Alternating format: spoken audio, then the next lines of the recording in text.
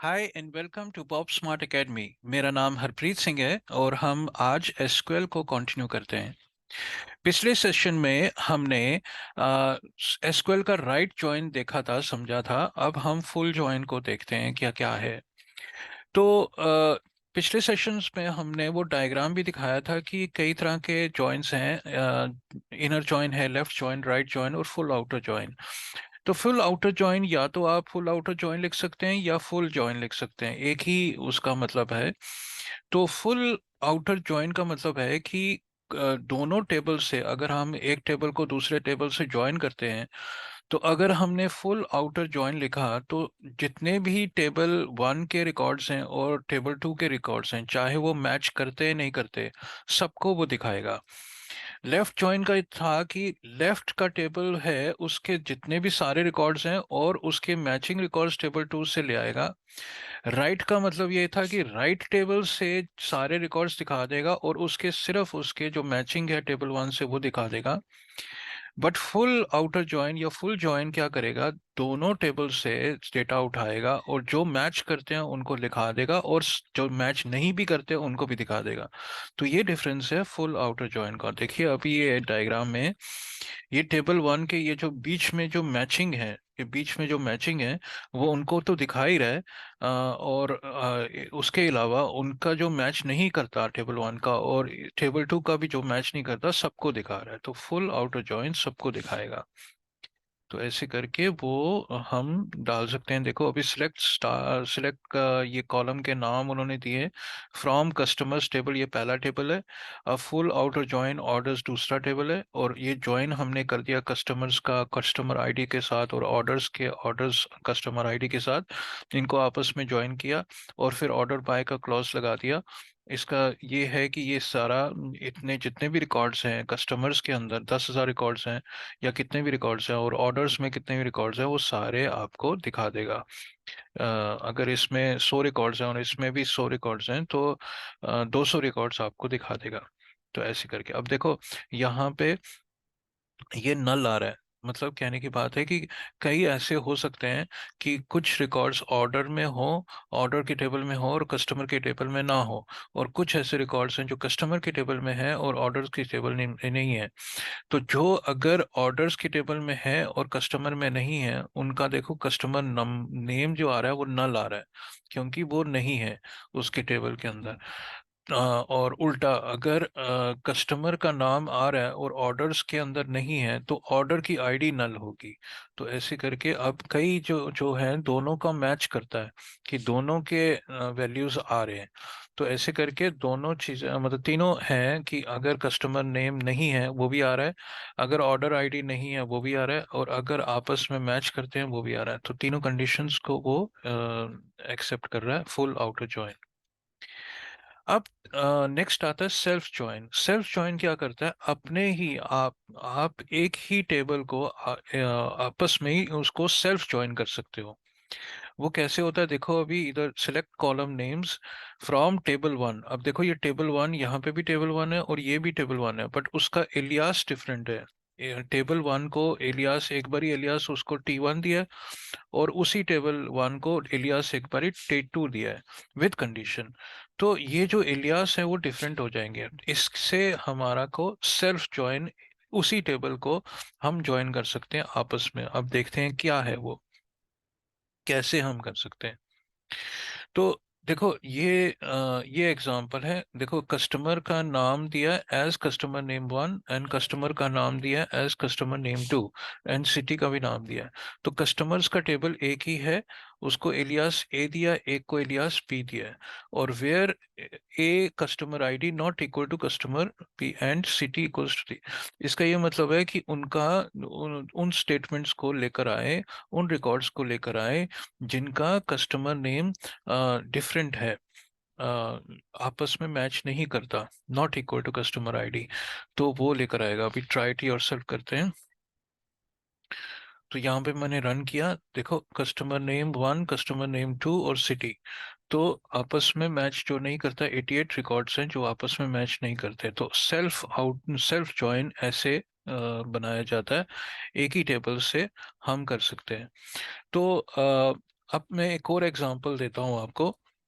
कैसे है कि अगर आपका सपोज आपने एक टेबल है, टेबल वन, हमारा फोल्डर्स का टेबल है।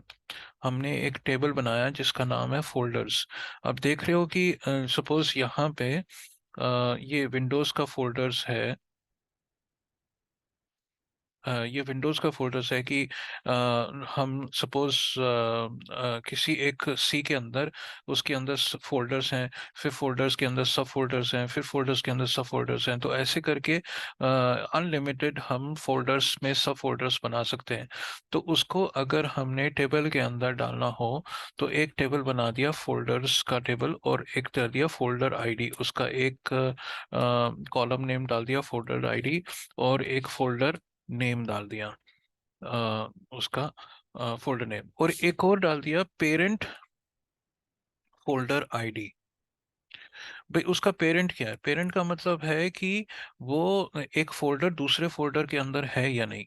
तो अगर हमने ये ऐसे कुछ कर दिया और हमने सपोज हमने उसका भी और भी कॉलम्स अगर हमने डाल दिए, तो हम अब सिलेक्ट क्वेरी जब करेंगे, select star star from table का नाम फोल्डर्स F1 कर दिया, और लेफ्ट ज्वाइन कर दिया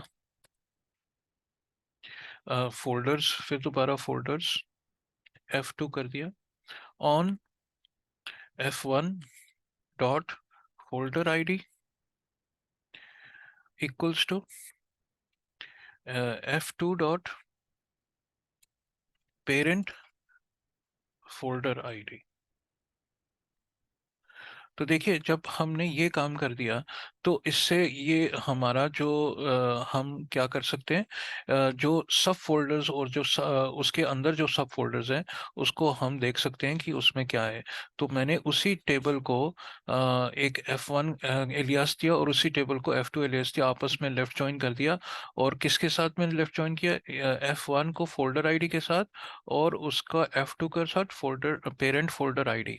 तो इसमें अगर मैं रिकॉर्ड्स डालूंगा, सपोज मैंने एक रिकॉर्ड डाला, एक रिकॉर्ड डाला, सपोज मैंने लिख दिया एक तो इंटेल, सपोज एक फोल्डर है इंटेल। अब इंटेल रूट में है, तो फोल्डर आईडी मैंने डाल दिया 1, और उसका फोल्डर का नाम डाल दिया इंटेल, और उसका पेरेंट 0 कर दिया, उसका पेरेंट 0 है।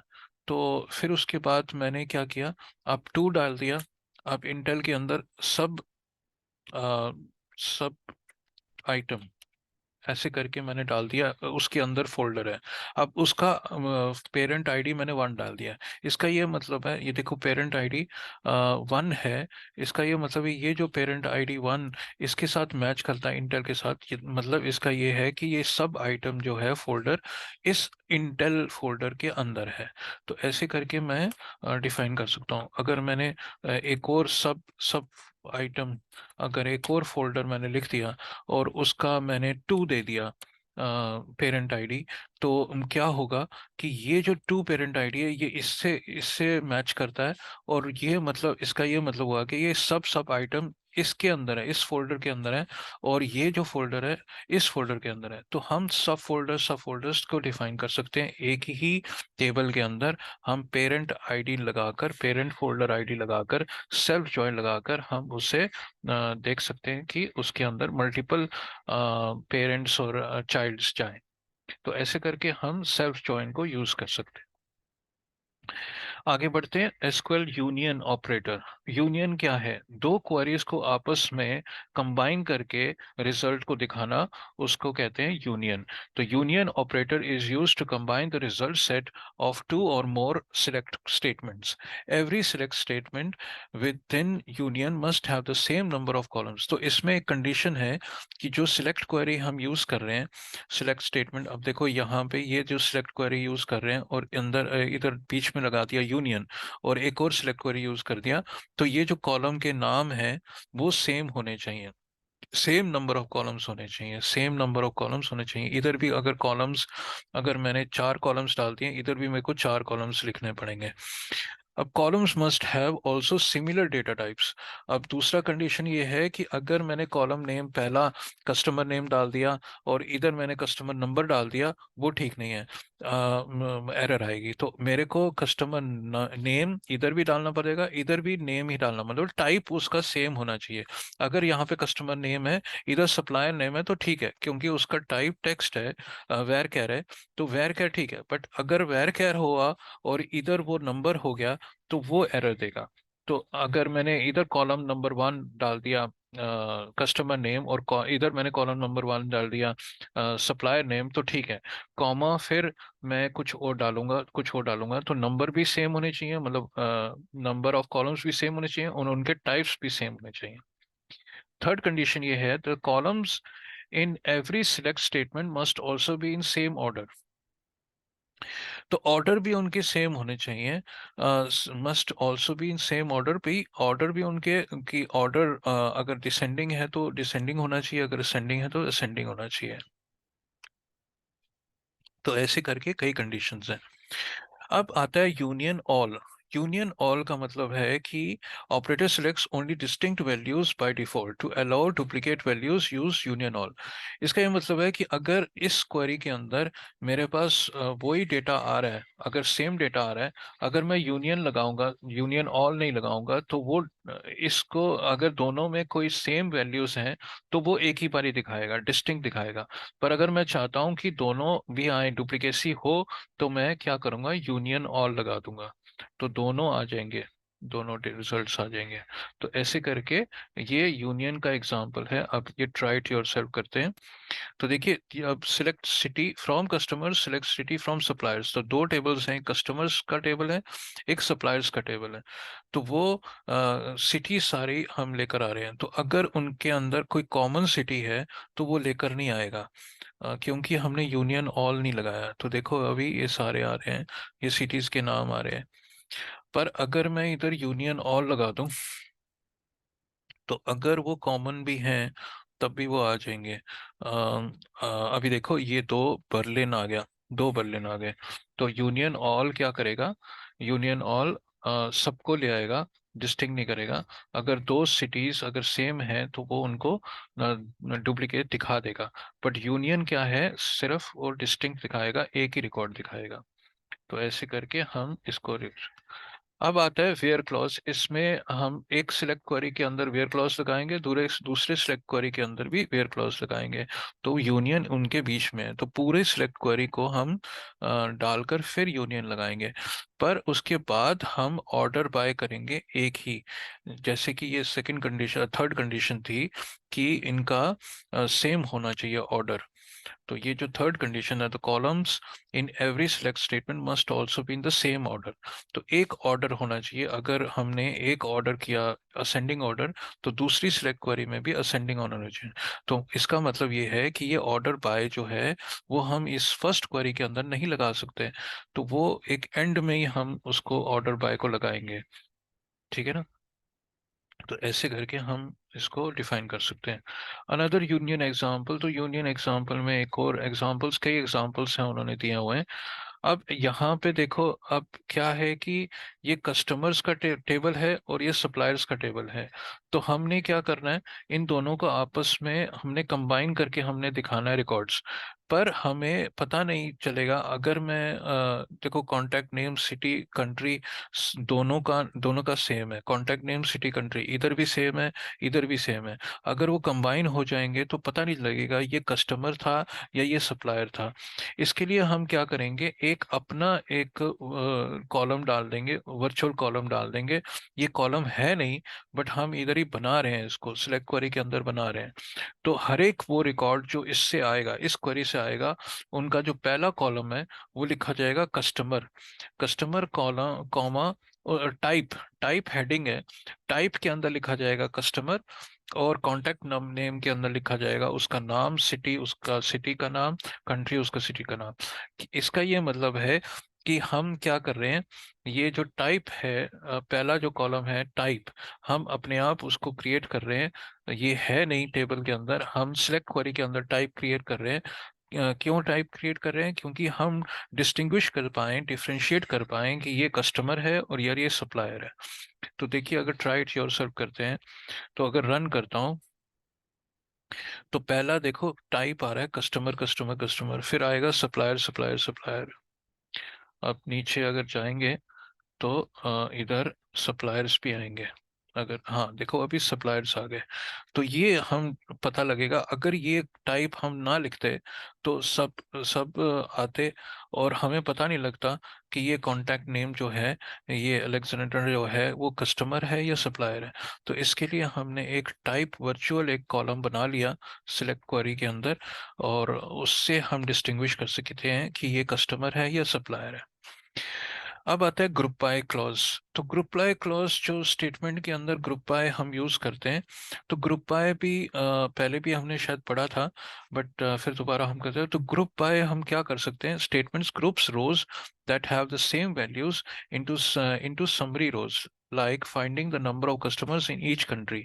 तो इसके अंदर बड़े सारे हम फंक्शंस यूज कर सकते हैं क्वेरी के अंदर, जैसे काउंट हो गया, मैक्स हो गया, मिन हो गया, सम हो गया, एवरेज हो गया।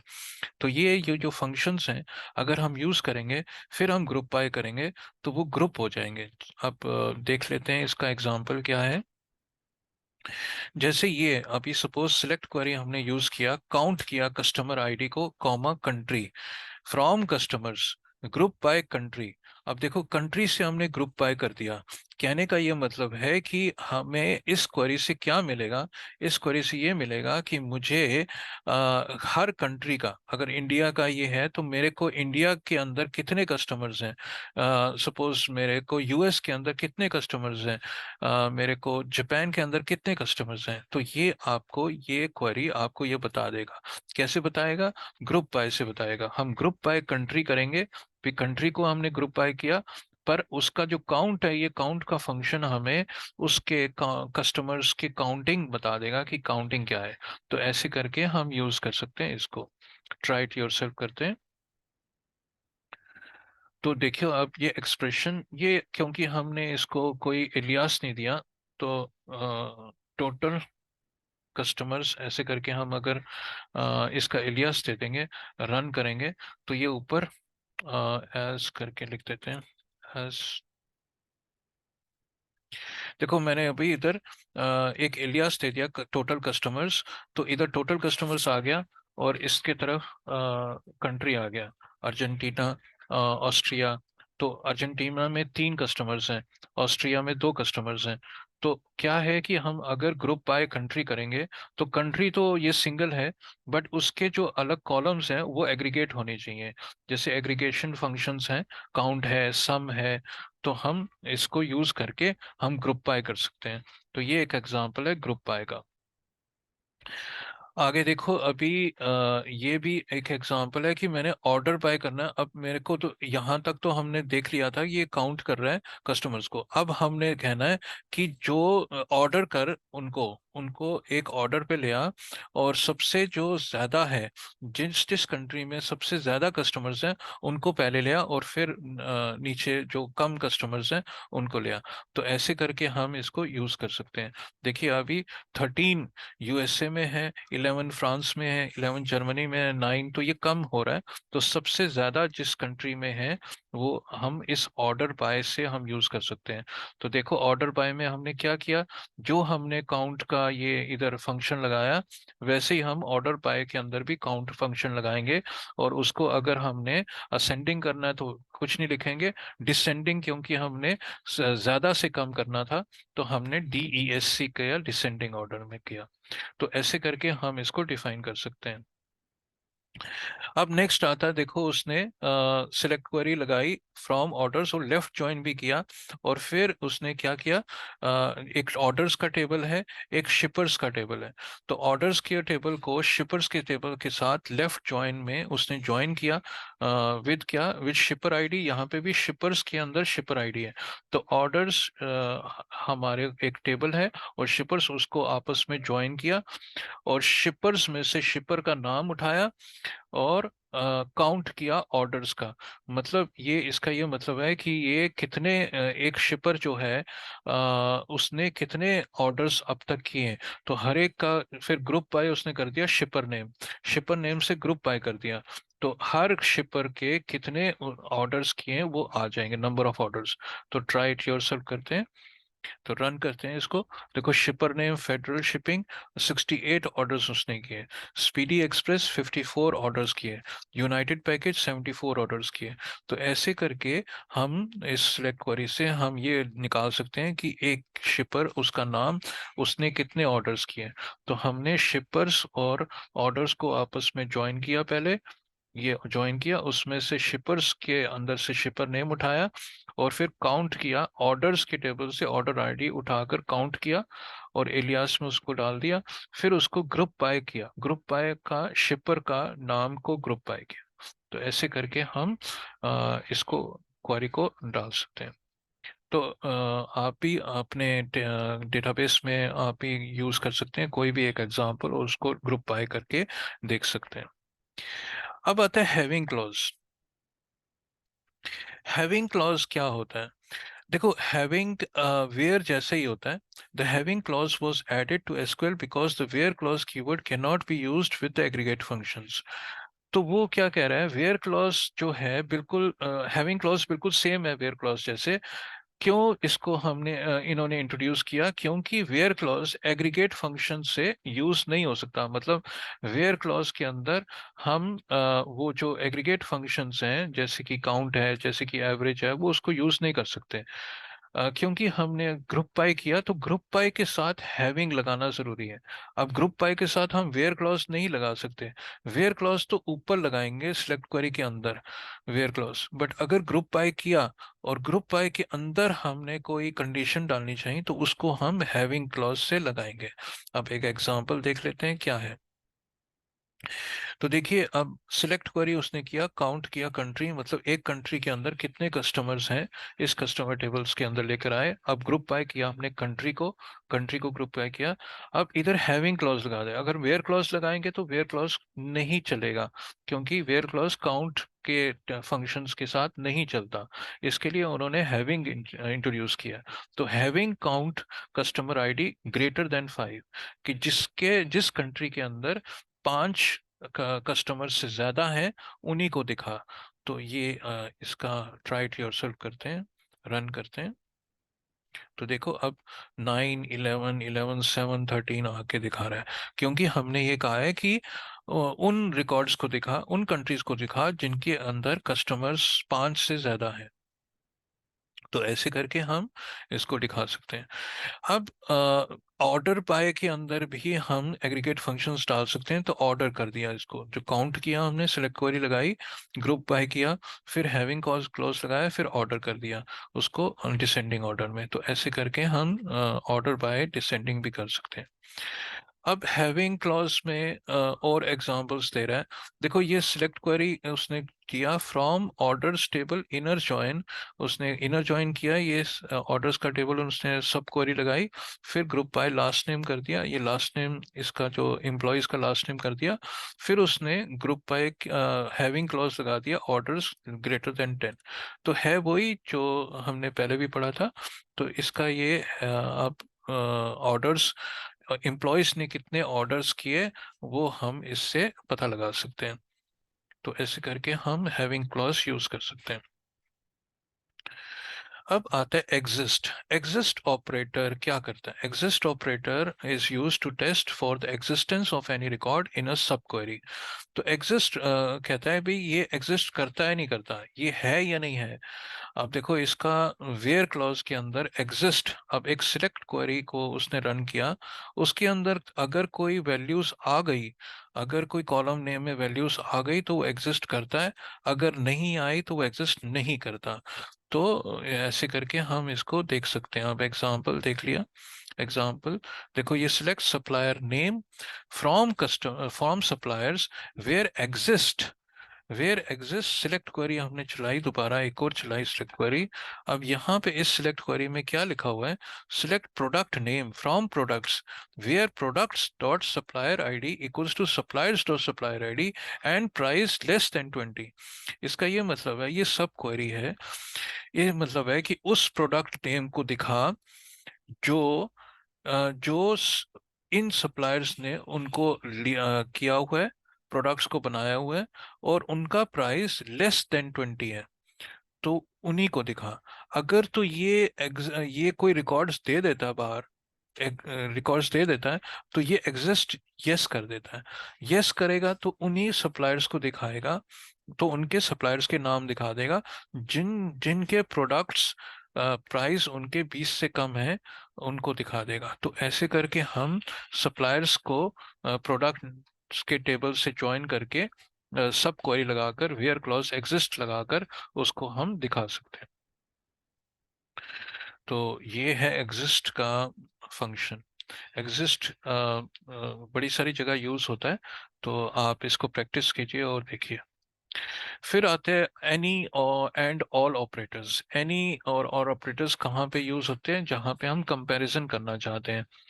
देखिए, अब जैसे ये सिलेक्ट क्वेरी है from table where column name any, इस भाई इसके अंदर जितने भी रिकॉर्ड्स आएंगे, उनके अंदर कोई भी एक हो तो वो उसके साथ मैच करके उसको दिखा देगा। आप इसको all all operator returns a boolean value as result returns true if all the subquery values meet the condition is used to select having clause। तो वो कह रहा है ऑल क्या है, एनी क्या है। ऑल का मतलब ये है कि अगर मेरी सब क्वेरी, ये जो सब क्वेरी है, अंदर जो सब क्वेरी आ रही है, उसके अंदर जो रिकॉर्ड्स आए और जो मेन क्वेरी है उसके अंदर जो रिकॉर्ड्स आते हैं वो आपस में एक सारे मैच अगर करेंगे तभी वो ट्रू करेगा, नहीं तो वो ट्रू नहीं करेगा। बट एनी अगर होगा तो वो कोई भी एक रिकॉर्ड अगर मैच करता है तो वो ट्रू कर देगा उसको।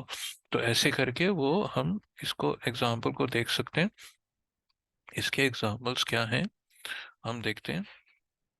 देखिए, अभी जैसे प्रोडक्ट नेम है, प्रोडक्ट्स के टेबल से हमने प्रोडक्ट नेम को उठाया, where product ID equals to any.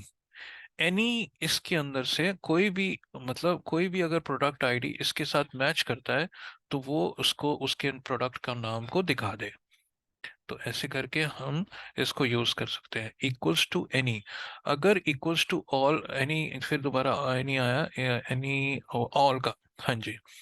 तो ऑल, इधर ऑल है, तो यहाँ पे वो सारे प्रोडक्ट्स को दिखाएगा जिनका ये सब क्वेरी मैच करता है। अगर कोई मैच नहीं करता तो रिकॉर्ड्स नहीं दिखाएगा। तो ऐसे करके वो हम ऑल को यूज कर सकते हैं और एनी को यूज कर सकते हैं। ट्राई इट योरसेल्फ करते हैं। तो यहाँ पे देखो, कोई मैच नहीं करता, तो एनी ऑल में कोई नहीं आएगा, पर ऑल में तब आएगा जब हमारे साथ दोनों आपस में मैच करते हो, तभी आएगा सारे प्रोडक्ट्स।